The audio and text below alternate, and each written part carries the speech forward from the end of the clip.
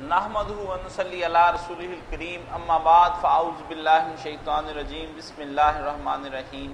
حاضرین و سامعین السلام علیکم ورحمۃ اللہ وبرکاتہ. پروگرام الدین الخالص کے ساتھ حاضر خدمت ہیں اور اس وقت ہمارے ساتھ معروف دینی اسکالر مفتی محمد اسحاق صاحب تشریف فرما ہیں. مولانا ایک دوست عدنان بٹ صاحب یو سے پوچھتے ہیں کہ مولانا صاحب آپ نے تو دارالکفر قرار دے دیا انگریز ممالک کو اور کہتے ہیں کہ اسلامی ممالک میں آ کر ہم لوگ رہائش اختیار کریں. 5 نسلوں سے یہاں پر رہ رہے ہیں اسلامی ممالک کے اندر، لیکن وہ نیشنلٹی نہیں دیتے، جبکہ دارالکفر میں 2-4 سال رہیں تو نیشنلٹی بھی مل جاتی ہے. تو آپ ایسی صورت میں کیا تجویز کرتے ہیں؟ اپنے وطن آئیں تو یہاں کے تو حالات ہی عجیب ہیں، یہاں پر تو بندے پہ بندر کو قتل کیے جا رہے ہیں اور نمازیں شروع ہوتی ہیں صبح سے لے کر شام تک. مولوی صبح اٹھتا ہے تو اول درود، پھر اس کے بعد صلات، پھر نماز، پھر اذان، اور پھر سارا دن اذانیں ہی اذانیں، صلاتیں ہی صلاتیں، نعتیں ہی نعتیں، رات کو سو جائے تو جلسے.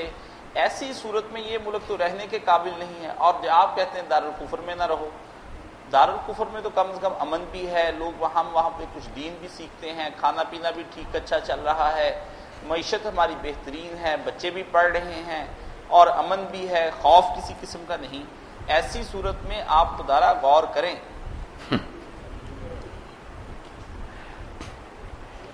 اتنی لمبی تفسیر سے بات کی ہے آپ نے. بات تو مختصر ہی ہے، آپ نے کیا کرنا ہے، آپ کے حالات کیا اجازت دیتے ہیں. میں اس بارے میں کچھ نہیں کہہ سکتا، میں تو حجرے میں رہنے والا ایک درویش آدمی. مسئلہ جو ہے نا وہ صرف بیان کرنا تھا. دارالکفر جو ہے نا یہ گالی نہیں، جو بھی ایسے علاقے ہیں کہ وہاں غیر مسلموں کی حکومت ہے وہ دارالکفر ہی. جو مسلمانوں کی حکومت ہیں وہ دارالاسلام ہے. ایسی ٹیریٹریز ہیں مسلمان وہاں حکومت کر رہے ہیں. باقی ایک دارالحرب ہوتا ہے، وہ نہیں ہے سارے کفر کے علاقے. دارالحرب جن سے جنگ کا اعلان، اگر بدقسمتی سے جنگ چھڑ جائے تو پھر یہ علاقے صرف دارالکفر نہیں رہتے، دارالحرب ایسے علاقے جن سے ہماری جنگ ہے اس کے قانون لاگے. دارالکفر جو ہے نا یہ غیر اسلامی ریاستیں، وہاں رہنا یہ عدنان صاحب کو اچھی بات تو نہیں. آپ کے حالات ایسے ہیں یا آپ کو دنیا کے فائدے ہیں یہ الگ بات ہے. مسلمان ملک اگر برے حال میں ہیں تو یہ ہماری بدقسمتی ہے. مگر مسئلہ یہی ہے کہ مسلمان کو حت الوسع دارالکفر کی سکونت اختیار نہیں کرنی. اپنی خوشی سے وہاں جانا تو گزار، اگر پہلے وہاں پیدا ہو گیا وہاں سے ہجرت کرے اور کسی اسلامی ریاست میں آ کر رہے. آپ مجھ سے زیادہ بہتر جانتے ہیں کتنے لوگ باہر رہنے والے مجھ سے بات کرتے ہیں، وہ کہتے ہیں ٹھیک ہے دنیا کی صورت ہے، مگر جو ہم دیکھتے ہیں برائیاں یہاں. اب آپ جانتے ہیں ان حکومتوں نے باقاعدہ قانون بنا دیا، مرد کی مرد سے شادی، عورت کی عورت سے. ہم جنس پرستی قانون جائز کرتے ہیں، جو باتیں آدمی منہ سے نکالیں بہت جائز کر رہے ہیں. شراب پانی کی طرح بہ رہی، بے پردگی، بے حیائی انہی کی برکت سے ہمارے ملکوں میں بھی آ گئی. ورنہ کوئی یہ بات تھی کہ عورتیں اس طرح بے پردہ ہو کر برائی کی دعوت دیتی پھر. تو کتنے لوگ ہیں جو واقعی روئے ٹیلی فون پر کہ ہم بدقسمت ہیں جیسے ان بچوں کو یہاں لے آئے. اب ہمارے سامنے بچیاں بوائے فرینڈ لیے پھرتی ہیں، ہم روک نہیں سکتے. لڑکے لڑکیاں لیے پھرتے اگر کہیں پولیس بلا لیتی، ہماری شامت آ جاتی. تو اسلام کے جو علاقے نا ٹھیک ہے یہاں پورا اسلام نہیں چل رہا، خرابیاں بہت، مگر پھر بھی اسلامی معاشرت ہے، رہنا سہنا مسلمانوں والا، کوئی شرم و حیا. تو مسئلہ یہی ہے کہ دارالکفر کی طرف جانا ناجائز ہے. بلکہ جو مستعمر آدمی نا کہ ویزا لے کر جائے کسی ملک میں، وہ اس کے لیے بھی ایک مہینہ زیادہ سے زیادہ جانا چاہیے، واپس آنا چاہیے اس کو. اور سال کے اندر تو لوگوں کو ضرور واپس آنا چاہیے. یہ کوئی بات نہیں کہ مسکب سہولت اختیار کرے. مسلمان ان علاقوں کے لیے بھی دعا کریں کہ اللہ ان حکمرانوں کو ہدایت دے تو لوگ کو اسلام کے اوپر عمل کریں. مگر پھر بھی بہت غنیمت ہے کہ یہاں نا لوگ کچھ نہ کچھ شرم و حیا. صحیح. عامر صاحب سویڈن سے پوچھتے ہیں اگر کوئی شوہر جس کے سر پہ بال نہ ہوں اپنی بیوی کے لیے بناؤ سنگار کرتے ہوئے نقلی بال لگوا لیتا ہے تو کیا آیا شریعت کی روح سے یہ جائز ہے یا نہیں؟ شریعت کی روح سے یہ سارے کام جائز. کل من حرم زینت اللہ التی اخرج للعباد. اپنے بندوں کے لیے بناؤ سنگار کا جو سامان رب نے پیدا کیا نا اس کو استعمال کریں. خاوند بیوی آپس میں محبت بڑھانے کے لیے خوشبوئیں، یہ زینت، بال ٹھیک، یہ جو کریں وہ صرف جائز نہیں ثواب ہے، اس میں بڑا اجر ملتا ہے کہ دونوں کی آپس میں محبت بڑھے. اور ہر وہ کام ناجائز ہی ہے جس سے نفرت پیدا. تو بال آپ لگوائیں اور بالوں کے بارے میں پھر جو علماء کہہ دیتے نا کہ اس طرح مصنوعی لگائیں تو وضو کے وقت پھر اتارے، غسل کے وقت اتارے، نیچے پانی نہیں جاتا، یہ بھی خام خواہ کی مصیبت، کیوں اتارے؟ بس وہ اصلی بالوں کی طرح ہی ہیں، اوپر سے پانی گزر جائے اتنے کا، کوئی بار بار اتارنے کی ضرورت نہیں۔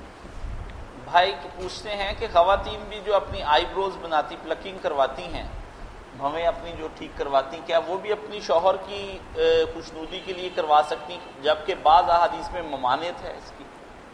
ممانتوں نہیں، کم بخت عورتوں کے لیے جو ایسے کام کر کے نا پھر اپنی نمائش کرتی پھرتی ہیں، غیر مردوں کو اپنی طرف متوجہ کرتی، وہ سب حرکتیں حرام۔ اپنے خاوند کے لیے جو کرے نا درست ثواب ملے گا انشاءاللہ۔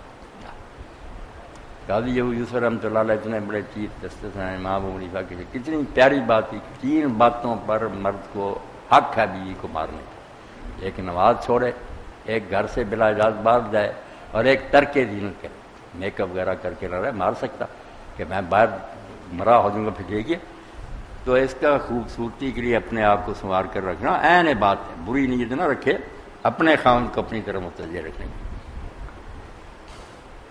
مبشر بھائی پوچھتے ہیں، مولانا صاحب میں نے آپ کے 2 خطبوں میں یہ سنا ہے کہ آپ پاکستان کے نظام کے بڑی حمایت میں بہت باتیں کرتے ہیں، اس کی سلامتی کی دعائیں بھی کرتے ہیں، لیکن ذرا یہ تو فرمائیے کہ کیا پاکستان میں اس وقت خلافت راشدہ چل رہی ہے یا کفر کا نظام جو جمہوریت سے اصل میں تعبیر کیا جاتا ہے وہ چل رہا ہے؟ اس وقت جماعت الدعویٰ اور زید زمان دونوں خلافت کو پروموٹ کر رہے ہیں، آپ کیوں نہیں اس طرف توجہ فرماتے؟ یہ جو باتیں نا ہوائی، میں ان سے متاثر نہیں ہوتا، میں نے ہر شے کو گہرائی کی حد تک دیکھا، اس لیے یہ کہنا کہ جمہوریت کفر ہے غیر اسلامی، یہ بالکل نادانی اور بے خبری کی بات ہے۔ اسلام کے سب سے زیادہ قریب جمہوری نظام کہ امت سے مشورہ لیا جائے اور لوگ جس کو پسند کریں وہ حکومت کریں۔ اب جیسے ہمارے اور دوسرے کام بگڑے ہوئے ہیں، اس میں جمہوریت کا کوئی بازار میں خرید و فروخت حرام کر رہے ہیں، سود لیتے ہیں دوسرے، وہ گناہ تجارت کا نہیں، لوگ غلط کرتے ہیں۔ جمہوریت کیا ہے کہ حکومت کرنے کے لیے لوگوں سے 2-4 سال بعد پوچھا جائے کہ تم راضی ہو، یہ حکومت پر ہیں، اگر ناراض ہوتے ہیں ان کو برطرف کر دو۔ سچی بات تو اتنی ہے، جمہوریت نہ کوئی دخل دے، نہ ووٹوں میں چوری ہو۔ اگر یہ کام ہوتے تو جمہوریت کو کیا بدنام کرتے ہیں، روئیں اپنی قسمت کو۔ جمہوریت یہی ہے جو کہا گیا کہ حکومت جو ہے نا مشورے کے بغیر نہیں آتی۔